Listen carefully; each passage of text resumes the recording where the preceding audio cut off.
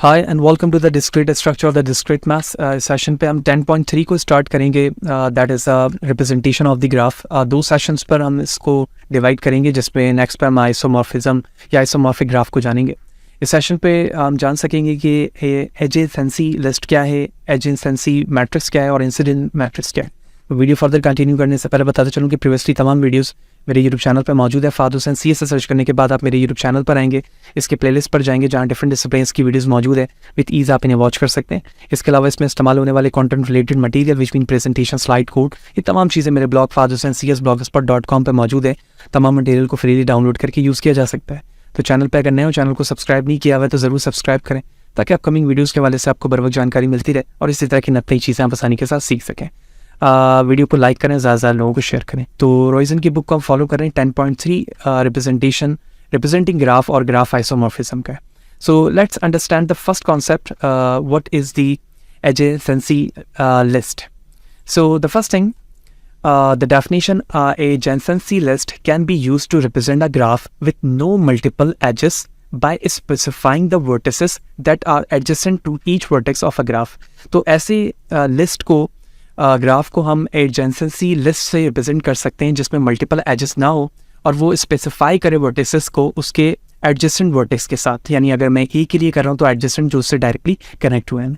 तो adjacency list बनाने का तरीका ये है कि आप एक टेबल बनाएंगे जिसमें आप तमाम पॉसिबल जितने भी ग्राफ में वर्टेक्स हैं उसको आप असेंडिंग ऑर्डर में, इंक्रीमेंट ऑर्डर में लिखेंगे। अगर नंबर होते हैं तो 1 2 3 4 5, और सेकंड जो होगा एडजेसेंसी वर्टेक्सेस का होगा। कैसे स्टार्ट करता हूँ मैं, अगर मैं ए से, तो ए से देखा जाएगा कि डायरेक्टली कौन कौन से वर्टेक्स कनेक्ट हैं। बी कनेक्ट है, सी कनेक्ट है और ई कनेक्ट है। तो मैंने देखें बी, सी और ई लिख दिया। बी से देखा जाएगा डायरेक्टली कौन कौन से कनेक्ट है। बी से ए कनेक्ट है और इसके अलावा कोई कनेक्ट नहीं है, तो मैंने यहाँ पर सिंपल ए लिख दिया। सी को चेक करेंगे, सी से डायरेक्टली कनेक्ट है बी, ई और डी, तो सी से डायरेक्टली कनेक्ट है, सॉरी ए, डी और ई, तो ए और डी और ई लिख दिया। डी को देखा जाएगा तो डी से कनेक्ट है ई और सी, तो सी और डी, ई जो है सॉरी सी और ई यहाँ पर डायरेक्ट लिख दिया जाएगा। जबकि ई से कनेक्ट है ए, सी और डी, तो ए और सी एंड डी लिख दिया गया। तो that is a representation of the adjacency list, जिसमें हमें एक सिंपल ग्राफ दिया जाता है जिसमें मल्टीपल एजेस ना हो, तो हमें इस तरह से उसके लिस्ट में कन्वर्ट कर सकते हैं। और अगर मुझे अगर एक लिस्ट दिया जाए तो मैं उस लिस्ट को इस ग्राफ में कन्वर्ट कर सकता हूँ by understanding the vertices and adjacent vertices by the understanding. ठीक है, तो ये इंटरचेंजेबली पूछा जा सकता है कि अगर मुझे एडजेसेंसी लिस्ट दी जाए तो मैं उससे ग्राफ बना सकता हूँ, और ग्राफ दिया जाए तो मैं उसका लिस्ट क्रिएट कर सकता हूँ, जैसे अभी हमने यहाँ पर देखा। जिस तरह से ग्राफ अनडायरेक्टेड हो सकता है, बिल्कुल इसी तरह से डायरेक्टेड ग्राफ भी हो सकता है। तो डायरेक्टेड ग्राफ की रिप्रेजेंटेशन पे हम ये देखेंगे कि जिस वर्टेक्स के लिए उसके एडजेसेंट वर्टेक्स देखे जा रहे हैं या नेबरहुड देखे जा रहे हैं, तो वो देखा जाएगा कि उससे एज उस वर्टेक्स पे जा रहा हो जिस पे डायरेक्शन भी उसी जानिब हो, तो हम उसे रीड करेंगे कैसे। सेम ग्राफ है ऑलमोस्ट, लेकिन सेल्फ लूप और मल्टीपल एजेस के साथ ही हैं। ठीक है, तो सेल्फ लूप भी है। सबसे पहले ए के लिए देखते हैं। तो इनिशियल वर्टेक्स सारे उतार लिए मैंने। अब यहाँ से मल्टीपल एजेस, लेकिन मैं उन्हीं एजेस को रीड करूंगा जो दूसरे वर्टेक्स के जानिब जा रहे हो। तो ए से बी की तरफ एक वर्टेक्स है और साथ ही साथ एरो भी उसी की तरफ है, तो मैं बी को रीड कर लूँगा। कर लिया। क्या बी से सी की तरफ दो एजेस हैं? जी हाँ, एक ये रहा, एक ये रहा, लेकिन वो एज देखूंगा जिसका एरो ये रहा, एरो जो इस तरफ जा रहा है, तो मैंने सी को भी कर लिया। क्या मैं ए से ई की तरफ जा रहा हूँ? एरो इसी की तरफ है, ई ले लिया। क्या मैं ए से डी की तरफ जा रहा हूँ, एरो भी इसी की तरफ है, तो डी को भी ले लिया। तो ये वो टर्मिनल वर्टिसेस हो गए। ठीक है, किसके लिए? ए के लिए।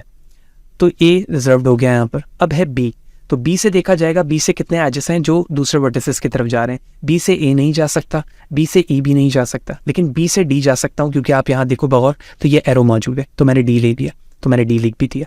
लेकिन सेल्फ लूप होने का मतलब ये है कि मैं यहाँ से निकल कर यहीं पर आ, तो इसका मतलब ये हुआ कि एक ऐसा एरो है जो इस पर अपने मौजूद है सेल्फ लूप की वजह से, तो मैंने यहाँ पर इसीलिए बी भी लिया है। तो बी के टर्मिनल वर्टिसेस हो गए बी इटसेल्फ एंड डी। सी के लिए अगर आप चेक करें तो ए, सी और ई है। डी को अगर आप चेक करें तो डी पर कोई ऐसा एरो मौजूद नहीं है जो किसी और एजेस वर्टेक्स की तरफ जा रहा हो, उसकी तरफ एरो देखें ई की तरफ है, लेकिन ये एरो टूवर्ड्स डी ही है।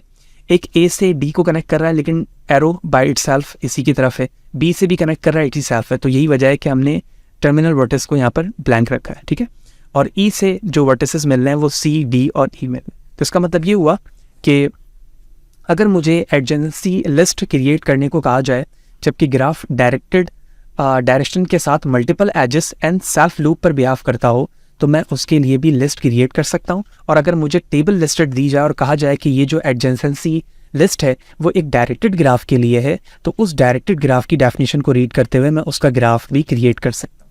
ठीक है, होपफुली यू अंडरस्टैंड कि इंटरचेंजेबली अगर पूछा जाए तो हम ये इस तरह से बना सकते हैं। वेरी सिंपल, जब हमें टेबल पर या क्वेश्चन में दिया जाएगा कि डायरेक्टेड ग्राफ है तो सेल्फ लूप की डेफिनेशन ये समझ में आ जाएगी, जो इनिशियल वर्टेक्स है वो टर्मिनल में भी मौजूद है। ठीक है, और बाकी जितने भी मल्टीपल्स एजेस आ रहे होंगे तो वो 2 दफ़ा रिपीट होंगे। तो 2 दफ़ा रिपीट होने का मतलब ये है कि एक और दफ़ा एजेस बनेगी, क्योंकि ये चीज़ अनडायरेक्टेड पे नहीं होती, डायरेक्टेड पे मल्टीपल होगी क्योंकि वो एरो मल्टीपल डायमेंशन पे होंगे। ठीक है, hope you understand this one. The next thing is the adjacency matrices. What is a agency matrices? ठीक है, ये ऐसा मैट्रिक्स है जिसको हम अपने ग्राफ को इधर वो डायरेक्टेड हो या अनडायरेक्टेड हो उसे हम 0-1 के फॉर्म पर कन्वर्ट करते हैं। कैसे? Suppose that the graph G having a v number of the vertices and e number of the edges is a simple graph where the cardinality of the number of the vertices is equal to n. Arbitrarily lets the vertices of G having v1, v2, v2, n the adjacency matrix A of G of graph G with respect to the listing of the vertices is the n multiplied by n01 matrix with 1, यानी n multiplied by n01 matrix होगा जिसमें 1 जो होगा वो कब represent होगा?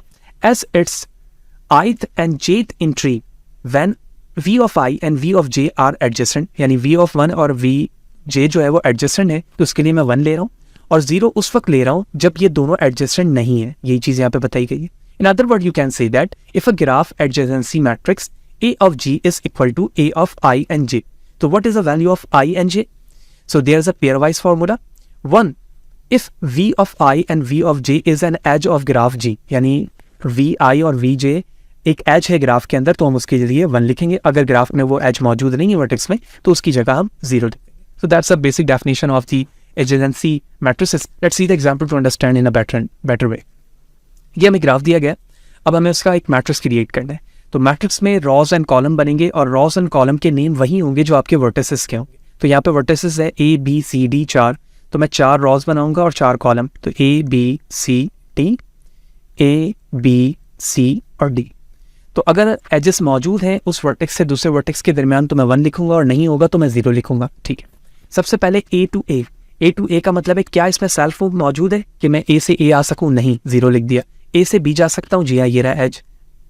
ठीक है, क्या मैं A से C जा सकता हूँ? ये रहा C जा सकता हूँ। A से D जा सकता हूँ? जी हाँ, जा सकता हूँ। क्या मैं B से A जा सकता हूँ? क्योंकि ये अनडायरेक्टेड है। जब अनडायरेक्टेड होता है तो मैं A से B के लिए भी रीड करता हूँ और B से A के लिए भी रीड करता हूँ। ठीक है, अभी मैंने 2 बनाया लेकिन डेफिनेशन एक ही के लिए दोनों एप्लीकेबल होती है। तो B से A जा सकता हूँ जी। क्या B से B जा सकता हूँ? सेल्फ लूप नहीं है। B से C जा सकता हूँ? जी हाँ, जा सकते हैं। लेकिन B से D नहीं जा सकते, अगर आप देखें यहाँ पे एरो नहीं है। एंड सो ऑन, इस तरह से हमने ये मैट्रिक्स बना लिया। तो इसका मतलब ये हुआ कि अगर मुझे एक सिंपल ग्राफ दिया जाए तो उस ग्राफ को रिप्रेजेंट करते हुए, रीड करते हुए मैं एडजेंसेंसी मैट्रिक्स बना सकता हूँ, और अगर मुझे मैट्रिक्स दिया जाए तो मैं ग्राफ बना सकता हूँ। Let's see another example. There is a graph 4 number of the vertices here, तो मुझे 4 रॉज एंड कॉलम्स क्रिएट करने होंगे मैट्रिक्स के लिए, वही मैंने कर लिया। उसके बाद मुझे रीड करना होगा कि क्या मैं A से A जा सकता हूँ? नहीं। B से B भी नहीं जा सकता, C से C भी नहीं जा सकता, D से D भी नहीं जा सकता इस ग्राफ के मुताबिक। तो डायगोनल तमाम वैल्यूज क्या आ गए? 0 आ गए। और ये प्रॉपरली रिप्रेजेंट करता है रिलेशन के फॉर्म पर सिमेट्रिक रिलेशन को। अगर आपको याद हो चैप्टर 9 में हमने रिलेशन और डिफरेंट कॉन्सेप्ट पढ़ा था, तो ये एक सिमेट्रिक रिलेशन को भी रिप्रेजेंट कर रहे हैं यहाँ पे। ठीक है, सो अनदर कॉन्सेप्ट, क्या मैं A से A जा सकता हूँ? नहीं। A से B जा सकता हूँ? 1 मौजूद है। A से C जा सकता हूँ? जी हाँ। A से D नहीं जा सकता? 0। एंड सो ऑन, इसी तरह से तमाम लॉजिक इस्तेमाल की गई और एक कंप्लीट मैट्रिक्स यहाँ पर बन गया जो order of vertices A B C D को रीड कर रहे हैं। Hope you will understand. बाकी वही कॉन्सेप्ट यहाँ पे लिखा हुआ है कि जब हमारे पास एक डेंस ग्राफ होता है तो उस डेंस ग्राफ को रीड करने के लिए या percentage of the possible edges को जानने के लिए हमें एडजेंसी मैट्रिक्स प्रेफर करते हैं, ताकि उसके एजेस की जो क्वांटिटी है या रिलेशन है उसे हम मैट्रिक्स के फॉर्म पर प्लॉट कर सकें और इन सिंपली उस प्लॉटेड मैट्रिक्स को ग्राफ में दोबारा कन्वर्ट कर सकें। होप यू अंडरस्टैंड कि दोनों कॉन्सेप्ट लिस्ट और मैट्रिक्स का क्या था।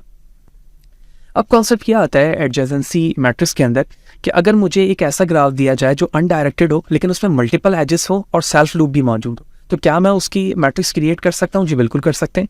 सबसे पहले हम ग्राफ में देखेंगे कि कितने possible number of the edges, possible number of the vertex मौजूद है। A B C D 4 है, तो मैं सेम लॉजिक के साथ 4 रॉज एंड 4 कॉलम पर क्रिएट कर लूँगा।